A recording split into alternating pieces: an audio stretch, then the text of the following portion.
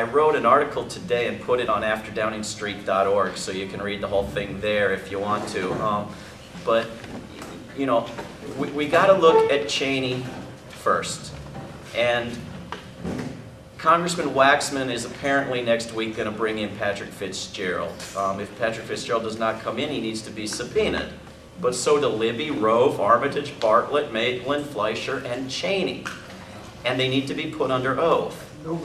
Now, and Novak, yeah, and Cheney, you know, it's absolutely clear from the evidence in the Libby trial that Cheney was masterminding, was organizing this campaign of retribution against Joe Wilson, not to mention organizing the campaign to defraud the nation into war.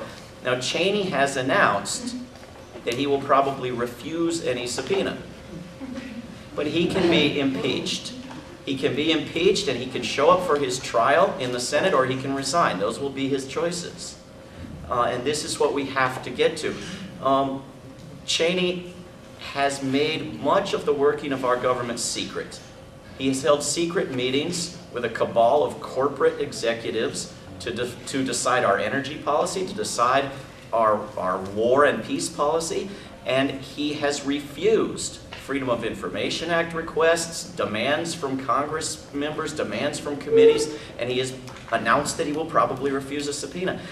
Cheney's lawyers have created this idea of the unitary executive, which has led to the signing statements, which has led to an entire policy that erases Congress from our government. And Cheney has done an unbelievable amount of this work for the benefit of a corporation that he was still profiting from, Halliburton. He has enacted policy for the benefit of Halliburton, not for the benefit of Americans. So I would encourage people to go to impeachcheney.org and get involved. Cheney is, of course, not the only one who needs to be impeached and removed from office. Bush does too, and for reasons that Dave suggested, that if we do not, we are establishing that it is permissible for presidents to lie us into wars, to torture, to murder, to detain without charge, to spy without warrant, to reverse laws with signing statements, to make our government secret, and to punish those who blow the whistle. We cannot set that precedent. At any time in history, you can't set that precedent, much less when we've got one catastrophic war, another one looming, and global warming breathing down our necks. This is not a time to play around with this.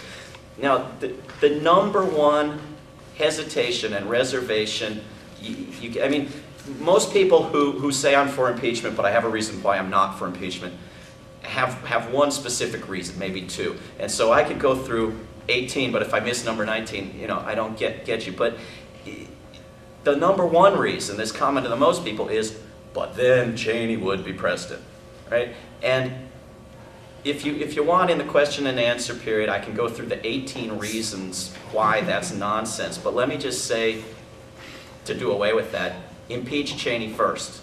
Yeah. Impeach Cheney first, and business before pleasure. Impeach the guy who's running the country, and then impeach, you know, the hood ornament. And impeachment is going to be hard to do. This is another one, right? It's going to be difficult. Well, you know, what is it? Right? I mean, if impeachment were underway now, would you support it? I mean, and do you want to be the kind of person who does what your government tells you, or the kind of person who tells your government to do what the people want? This is a distinction that we're having to make here on the war and other issues.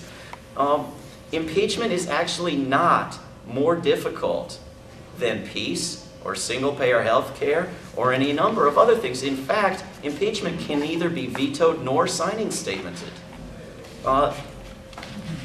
And when you bring people into a movement for impeachment, many of them, I would say the vast majority of them, you are not dragging away from campaigning for a higher minimum wage. You're dragging them away from watching television. And as they get activated, they are likely as not going to get involved in other positive campaigns. This is not a zero-sum game here. In addition, the political pressure that is put on the White House by impeachment aids the other efforts. Impeachment helped end the Vietnam War. During that impeachment, we protected endangered species, raised the minimum wage, passed a laundry list of legislation that the current opposition party won't even dream about. So impeachment is not, it's neither a distraction nor a bar. In fact, it may be the only way we can kickstart Congress into passing some of the things we need, including a clear end to the war. That being said, it's also the only way we're going to actually end the war, because if this Congress finally cuts off the money and ends the war, they're going to recognize that the war's not ending. This president didn't ask for money when he started the war. The Secretary of State has announced the president will ignore Congress.